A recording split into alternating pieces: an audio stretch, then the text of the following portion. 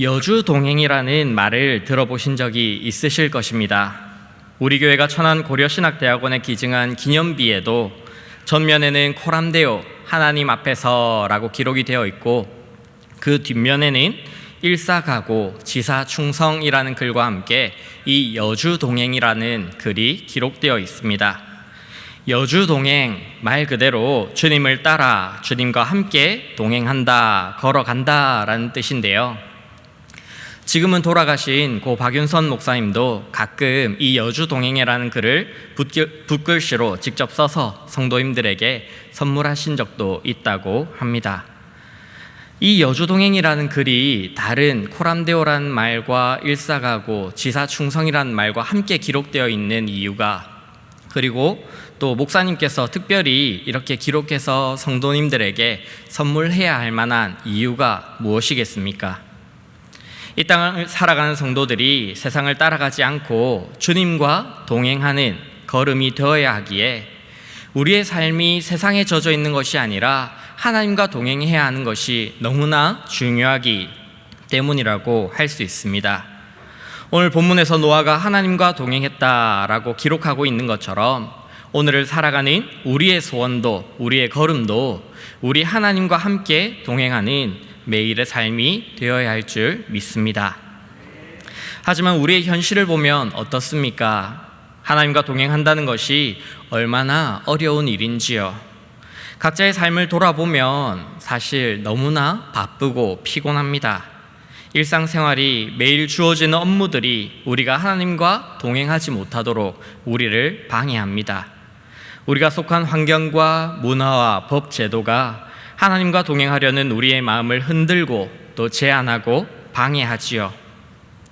나라의 법이 이러하다라고 말하면서 그들에게 속한 자들에게는 관대하지만 교회에만 너무나도 불편하고 어려운 잣대를 들이대며 괴롭히는 일들이 점점 심해지고 있습니다. 그럼에도 불구하고 우리는 하나님과 동행해야 합니다. 이 시간 우리가 읽은 본문에 등장한 이 노아를 통해서 우리가 어떻게 하면 여주동행, 하나님과 동행할 수 있는지에 대해서 알아보고, 나아가 우리 주님과 항상 동행하기를 결단하며 살아내시는 우리 모두가 되기를 축원합니다. 그러면 노아가 하나님과 동행하였다고 할 때 이 동행한다는 것은 어떤 뜻이겠습니까? 동행한다라는 것은 원어로 하라크라는 단어입니다. 이 단어는 걷다, 행동하다, 따른다라는 뜻이 있는데, 다시 말해서 노아는 하나님과 함께 걷고 행동하며 하나님을 따르는 사람이었다라고 말할 수 있는 것입니다. 그것이 하나님과 동행하는 모습이다라는 것이지요. 노아가 어떻게 하나님과 함께 걸으며 행동하고 따랐습니까? 6장 14절부터 21절에는 하나님께서 노아에게 방주와 또 그에 따라서 준비해야 될 것들을 말씀해 주신 내용들이 기록되어 있습니다. 이 말씀에 대한 노아의 반응은 어떻게 나타나고 있습니까? 노아가 적당히 들은 말씀과는 좀 바꾸어서 노아가 할 수 있는 한 그 말씀에 순종했더라라고 기록하고 있지 않습니다. 그가 속한 환경 가운데서 그에게 무리가 되지 않는 선에서 그의 생활을 영위하며 이 말씀에 순종했더라 말하지 않지요. 뭐라고 말씀하고 있습니까? 22절입니다. 노아가 그와 같이 하여 하나님이 자기에게 명하신 대로 다 준행하였더라. 성경은 노아를 가리켜 그가 하나님이 말씀하신 그대로 그와 같이 하여 하나님이 자기에게 명하신 대로 다 준행했다라고 말씀합니다. 이것이 하나님과 동행한다라고 말하는 모습입니다. 오늘 오전 담임 목사님께서 착한 사람이 됩시다라고 말씀을 전해주셨지요. 그 가운데 예수님께서 드신 비유를 말씀하셨습니다. 멀리 타국에서 돌아온 주인이 누구를 칭찬했습니까? 장사를 잘하고 돈의 흐름을 잘 읽고 돈을 많이 번 종을 칭찬했습니까? 아니면 착하고 충성된 종을 칭찬했습니까? 착하고 충성된 종입니다. 물론 그가 장사를 잘했고 돈을 많이 번 것도 맞습니다. 하지만 주인의 기준을 한번 생각해 보면 주인은 돈을 많이 벌고 장사를 잘하는 종을 칭찬하려고 했던 것이 아니라 착하고 충성된 종, 주인에게 착하고 충성된 그 사람을 주인은 칭찬하려고 했습니다. 다시 말해서 주인이 곁에 없어도, 눈에 보이지 않아도 마음으로 주인과 함께하는, 마치 주인이 함께 곁에 계신 것처럼 주인을 위하여 산 그 종을 착하고 충성된 종이라고 주인은 칭찬했다라는 것입니다. 우리도 이러해야 할 줄 믿습니다. 세상은 자기를 기준으로 생각하고 판단합니다. 하지만 우리는 하나님의 기준으로 생각하고 하나님과 동행하는 성도로서 하나님을 따라 살아가야 함을 믿으시기를 바랍니다. 초대교회 때 아나니아와 삽비라가 밭을 팔아서 하나님 앞에 드린다고 가져왔습니다. 얼마를 감추기는 했지만 그가 가져온 것이 적은 액수의 돈은 아니었습니다. 만약에 돈을 가져온 것만으로도 칭찬해야 된다면 그는 칭찬받아 마땅한 사람이었습니다. 하지만 그가 칭찬받지 못했지요. 왜냐하면 자기 기준에서 판단하고 하나님을 속이려고 한 행동으로 인해서 하나님께 심판을 받았던 것입니다. 우리는 나의 입장, 내 생각과 판단을 기준으로 삼아서는 안 됩니다. 오직 하나님과 하나님의 말씀을 기준으로 하여서 하나님께서 명하신 그대로 준행하며 하나님과 동행하는, 하나님을 따라 나의 삶을 살아내시는 우리 모두가 되기를 축원합니다. 그러면 하나님과 동행한 이 노아는 어떤 사람이었습니까? 그가 어떤 사람이었기에 하나님과 동행할 수 있었을까요? 구절을 다시 한번 보시면 이것이 노아의 족본이라 라고 말씀하면서 노아는 의인이요, 노아는 의인이다 라고 말씀하고 있습니다. 이 의인, 여기서 의롭다라고 번역된 원어 차디크라는 단어는 의롭다는 뜻과 함께 합법적이다라는 뜻이 있습니다. 조금 바꾸어서 말하면 무슨 말이 되냐면, 하나님께서 재판하시는 법정에서 노아는 흠이 없다, 이 사람은 죄가 없다라고 판결을 받을 만한 사람이었다라는 의미입니다. 이것은 노아가 완벽한 사람이어서 그에게서는 도무지 죄를 찾을 수 없었다라는 의미는 아닙니다. 첫사람 아담의 죄는 원죄로 자손에게 이어졌고 땅은 저주를 받았지요. 그래서 노아의 아버지 라멕은 여호와께서 땅을 저주하심으로 수고롭게 일하는 우리를 이 아들이 안위하리라 라는 소망을 담아 아들의 이름을 안위함, 안식이라는 뜻을 가진 노아라고 지었습니다. 그 시대가 얼마나 저주를 받았기에, 그 시대가 얼마나 힘들었기에 라멕이 그의 아들의 이름을 이렇게 지어야만 했을까요? 본문 11절과 12절을 보면 그 시대를 이렇게 말하고 있습니다. 그때 온 땅이 하나님 앞에 부패하여 포악함이 땅에 가득한지라. 하나님이 보신즉 땅이 부패하였으니 이는 땅에서 모든 혈육 있는 자의 행위가 부패함이었더라. 그 시대를 가리켜 온 땅이 하나님 앞에 부패하여 포악함이 땅에 가득했던 시대라고 말씀합니다. 여기서 부패했다라는 것은 사헤트라는 단어로 파괴되어 부패한, 썩고 더럽혀진 상태다라는 것입니다. 창세기 1장에서 하나님께서 창조하신 보시기에 좋았던 그 창조 세계가, 보시기에 심히 좋았던 그 세계가 파괴되고 부패하여 썩고 더럽혀졌다라는 것이지요. 그리고 포악함이라는 단어 하마스는 불의, 거짓, 폭력과 악한 행위 모두를 의미합니다. 하나님께서 보시기에 온 땅의 모든 혈육 있는 자의 행위가 다 악했다라는 말씀이지요. 불의, 거짓, 폭력과 악으로 가득한 세상이 되고 말았다라는 것입니다. 바로 이런 시대에 노아가 태어났습니다. 노아가 살던 시대가 이러했습니다. 그런데 그 시대를 살아간 노아가 과연 하나님 앞에 완벽한 사람이어서 의인이다라고 인정을 받았겠습니까? 그가 아무리 애를 써도 완벽한 사람일 수는 없었습니다. 하지만 하나님께서는 노아를 의인이라 인정해 주시는데 그 이유가 무엇입니까? 노아가 하나님을 믿었기 때문입니다. 우리가 새벽에 살펴보고 있는 로마서의 말씀처럼 우리는 행함으로, 우리 어떤 공로나 율법의 행함으로 의롭다 하심을 받는 것이 아니라 받을 수 없는, 우리가 감히 소망할 수 없는 그 의로움을 우리에게 율법 외에 나타난 하나님의 한 의, 예수 그리스도를 믿음으로 우리에게 주어지는 속량으로 말미암아 하나님의 은혜로 값없이 의롭다 하심을 얻은 자가 되었지요. 마찬가지로 노아도 하나님을 온전히 믿음으로 의인이라 인정하심을 받았습니다. 히브리서 11장 7절은 이렇게 말씀하지요.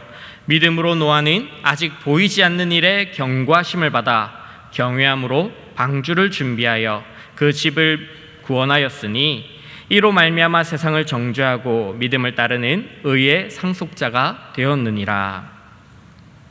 노아는 아직 보이지 않는 일, 아직 100년 이상 지나야 임할 심판에 대하여 경고하심을 받았습니다. 100년이나 있어야 임할 심판입니다. 어떻게 알 수 있으며 그 시대까지 100년 후에 내가 있을지 없을지 어떻게 알겠습니까? 하지만 노아는 하나님을 믿음으로 이 경고를 받았습니다. 반드시 하나님의 말씀대로 이루어질 것을 확신했지요. 그래서 하나님을 경외함으로 방주를 준비하여 그 집을 구원하는 자가 되었는데, 이것을 세상을 정죄하고 믿음을 따르는 의의 상속자가 되었다라고 말씀하고 있습니다. 즉 하나님께서는 노아가 하나님의 말씀에 믿음으로 반응하는 것을 보시고 그의 믿음을 보시고 그를 의롭다라고 인정해 주신 것입니다. 이에 노아는 그 의롭다 하심에 합당한 모습, 의의 상속자로 그에게 주어진 믿음의 여정을 하나님과 동행함으로 감당했던 것이지요. 오늘 이 시대도 마찬가지입니다. 우리는 세상의 부패함과 포악함과 다른 하나님 앞에서 의로운 자의 모습으로 하나님과 동행해야 합니다. 물론 우리는 이미 예수 그리스도 안에서, 우리 주님 안에서 믿음으로 의롭다 하시는 은혜를 받았습니다. 그러면 이제 우리는 그냥 살면 되겠습니까? 내 마음대로 내 기준대로 살아도 될까요? 그렇지 않지요. 그런 의롭다 하심을 받은 자라면, 그러면 이제 우리는 그의 합당한 의의 상속자로서의 삶을 살아가야 합니다. 하나님을 경외함으로 우리에게 주어진 사명에 대해 매일 믿음으로 신실하게 감당해 가야 하는 것입니다. 노아는 아침에 일어나서 저녁에 잠들 때까지, 그리고 그것이 매일매일 반복되어서 하나님의 심판이 임하는 그때까지 자기에게 주어진 그 시간들 가운데 하나님과 동행하기를 힘썼던 사람이었습니다. 언제까지 우리는 하나님께 순종해야 되는가? 언제까지 우리는 하나님의 말씀을 준행하며 하나님과 동행해야 하는가? 우리에게 주어진 그 시간이 끝날 때까지 하나님께서 우리에게 베풀어 주신 말씀이 임하는 그때까지 우리는 신실하게 우리의 자리를 감당해야 하는 것입니다. 주인이 눈에 보이지 않는다고 내 기준과 내 마음대로 사는 것은 악하고 게으른 종이라는 질책으로 이어지게 될 것입니다. 우리 눈에 보이지 않지만 매일 하나님과 동행하시며 우리에게 주어진 위대한 교회의 사명을 잘 감당해야 할 줄 믿음으로 순종하시는, 하나님과 동행하시는 우리 모두가 되기를 바랍니다. 두 번째로, 노아는 어떤 사람이었기에 하나님과 동행할 수 있었을까요? 다시 9절의 말씀을 보시면 노아는 의인이요 당대의 완전한 자라 말씀하고 있습니다. 노아는 당대에 그 시대에 완전한 사람이었다라고 말씀하고 있지요. 여기서 완전하다는 것도 그가 완벽한 사람이었다, 흠잡을 것이 없는 사람이었다라는 의미는 아닙니다. 원어로 이것은 탐임이라는 단어인데 온전함, 손상되지 않은, 순결한이라는 뜻을 가지고 있습니다. 그리고 이 단어는 우리가 잘 알고 있는 레위기에서 하나님께 희생 제사를 드릴 때 그 제물이 흠없고 순전한 것이어야 한다라고 말할 때 사용되는 단어와 같은 단어입니다. 즉 노아는 그 시대에 흠과 점이 많고 하나님 앞에 온전하지 않았던 사람들과 달리 흠이 없고 온전한 모습, 순결한 모습으로 하나님과 함께 동행한 사람이었습니다. 본문이 속한 창세기 6장 5절에서 7절을 함께 보시겠습니다. 함께 천천히 읽어보도록 하겠습니다. 여호와께서 사람의 죄악이 세상에 가득함과 그의 마음으로 생각하는 모든 계획이 항상 악할 뿐임을 보시고 땅 위에 사람 지으셨음을 한탄하사 마음에 근심하시고 이르시되 내가 창조한 사람을 내가 지면에서 쓸어버리되 사람으로부터 가축과 기는 것과 공중의 새까지 그리하리니 이는 내가 그것들을 지었음을 한탄함이니라. 아멘. 하나님께서 보시니 하나님의 아들들이 사람의 딸들을 좋아합니다. 그들의 눈에 보기 좋은 대로 취하며 죄악을 행하는데 그것이 세상에 가득하도록 그의 마음으로 생각하는 것이 항상 악할 뿐일 때까지, 우리의 마음속에 생각하는 모든 것이 악할 때까지 세상이 계속해서 죄악으로 만연해지는 것을 하나님이 보셨습니다. 하나님의 마음이 어떠하셨겠습니까? 세상을 가장 아름다운 모습으로, 질서정연한 모습으로 만드셨는데 그것을 사람의 죄악으로 인하여서 깨뜨리고 파괴하여서 부패하고 썩은 모습으로 만들어버린 이 세상을 바라보시며 하나님께서는 그것을 다시 한번 돌이키기를 계획하십니다. 그래서 이 모든 세상을 심판하실 뜻을 정하셨는데 다시 이것을 시작하기 위해서 어떻게 하셨습니까? 8절, 그러나 노아는 여호와께 은혜를 입었더라. 악한 세상 속에서 악한 문화와 그런 관습이 가득한 세상에서 살고 있었지만 노아는 하나님 앞에 은혜를 입었습니다. 왜냐하면 노아는 그런 세상의 부패함과 포악함이 자신을 침범하지 못하도록 자신의 삶을 하나님 앞에 흠없고 순결한 모습으로 드렸기 때문입니다. 노아가 왜 자신의 삶을 그렇게 하나님 앞에 드렸을까요? 어떻게 모든 사람들이 악을 행하고 모든 사람들의 계획이 악한 그 시대 가운데 노아만 하나님 앞에 자신의 삶을 드릴 수 있었겠습니까? 노아는 아담의 10대 손으로 아담의 7대 손 에녹의 증손자입니다. 노아는 하나님께서 창조하신 아담으로부터 하나님께서 데려가심으로 세상에 있지 않았던 그의 증조부 에녹에 이르기까지 많은 이야기들을 들었을 것입니다. 하나님의 살아계심과 창조 그리고 열대를 거쳐 노아에 이르기까지 조상들에 대하여 들었을 때 노아는 어떤 마음을 품었을까요? 나도 하나님과 동행하고 싶다. 나도 하나님과 동행하는 아름다운 믿음의 여정을 이어가야 하겠다라는 목표를 정하지 않았겠습니까? 그의 증조부가 이 땅에서 죽음을 보지 않고 하나님께로 들려졌다라는 말을 들었을 때 노아의 마음이 흥분했을 것입니다. 그러면서 노아는 자신을 죄와 악으로부터 순결하게 지키기 위하여 철저하게 노력하기 시작합니다. 그가 속한 사회와 문화, 모든 환경은 죄악으로 가득하고 악할 뿐이었지만 노아는 하나님 앞에 순결하게 살기 위하여 애썼습니다. 마치 다니엘이 포로로 끌려간 그 바벨론에서 왕의 진미와 포도주로 자신을 더럽히지 아니하리라고 결단하고 왕의 환관장에게 구했던 것처럼 노아는 비록 악이 만연하고 죄가 가득한 세상에 태어났지만 당대의 완전한 자로 순결한 믿음의 사람으로 하나님과 동행할 수 있었던 것입니다. 다른 많은 사람들이 인생의 즐거움을 추구하며 노아에게 함께하자 말했을지도 모릅니다. 하지만 노아는 그에게 가장 좋은 것이 무엇인지를 알았습니다. 이 땅에서 조금 즐기는 것보다, 이 땅에서 조금 떵떵거리고 사는 것보다, 이 땅에서 내가 다른 사람들로부터 높임을 받는 것보다 더 좋은 것, 하나님과의 동행을 노아는 선택했고 그 길을 신실하게 걸어가기 위하여 자신을 하나님께 온전히 드리려 애쓴 것입니다. 이 시대를 살아가는 우리도 그래야 할 줄 믿습니다. 세상은 점점 악해져 갑니다. 사람들은 그들의 죄를 죄로 인정하지 않기 위해서 어떻게 합니까? 더 많은 사람들을 모읍니다. 마치 목소리가 크면 이긴다라는 말처럼 더 많은 사람들이 주장하는 것이 옳은 것처럼 세상에서 똑똑하다라고 박사학위를 받고 무언가 가진 사람이 더 대단한 것처럼 그들은 사람을 모읍니다. 그리고 집단이 되어서 그들의 지식과 세상의 기준을 가지고 자신들의 행하는 모든 것들이 죄가 아닌 것처럼, 그렇게 사는 것이 지혜로운 모습인 것처럼 그렇게 주장합니다. 하지만 그 모든 것이 실상은 죄이지요. 동성애가 죄입니다. 사람들이 동성애는 죄가 아니다라고 주장하고 그것이 더 좋은 것인 것처럼 가르치려고 하고 세상의 흐름이 그렇게 따라가고 있지만은 그것은 죄입니다. 그리고 또한 거짓과 속임수가 죄입니다. 앞에서는 좋은 척하고 뒤에서는 악을 꾸미고 거짓말로 남을 속이고 다른 사람의 것을 빼앗는 것이 죄이지요.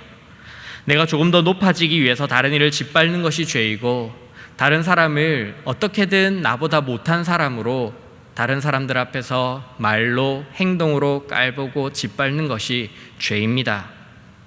또한 옳은 것을 옳다고 인정하지 않는 것도 죄이지요. 서로 헐뜯으며 비방하면서 다른 연약한 사람을 돌아보지 않는 것도 죄입니다.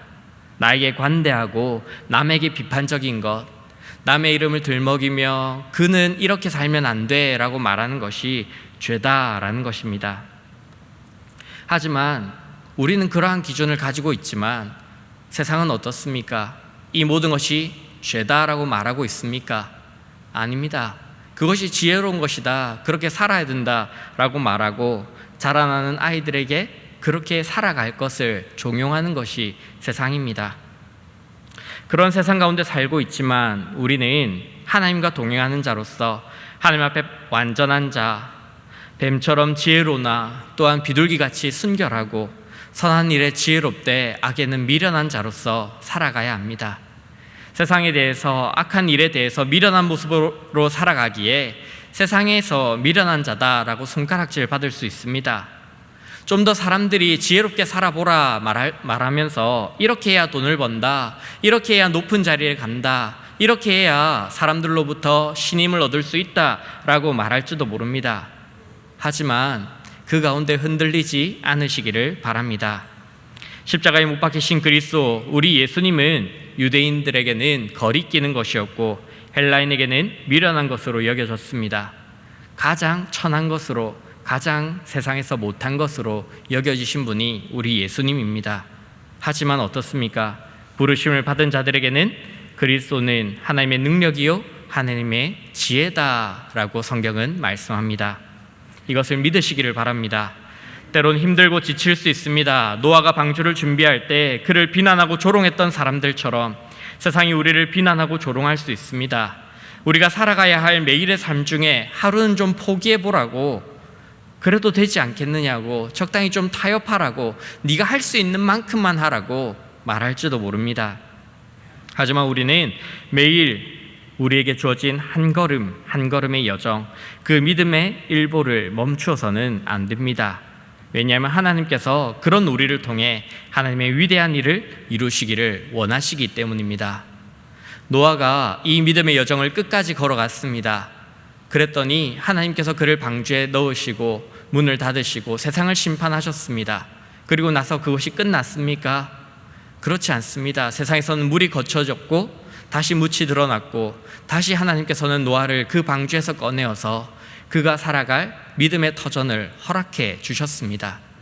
노아는 의의 상속자로서 그를 통하여 이 땅에 의가, 믿음이 다시 한번 퍼져나갈 수 있도록, 다시 한번 하나님의 질서가 세상 가운데 기준이 세워질 수 있도록 하나님께서는 노아를 사용하셨다라는 것입니다. 마찬가지로 우리는 이 길을 걸어가야 하는데 우리는 언제까지 이 길을 걸어가야 합니까?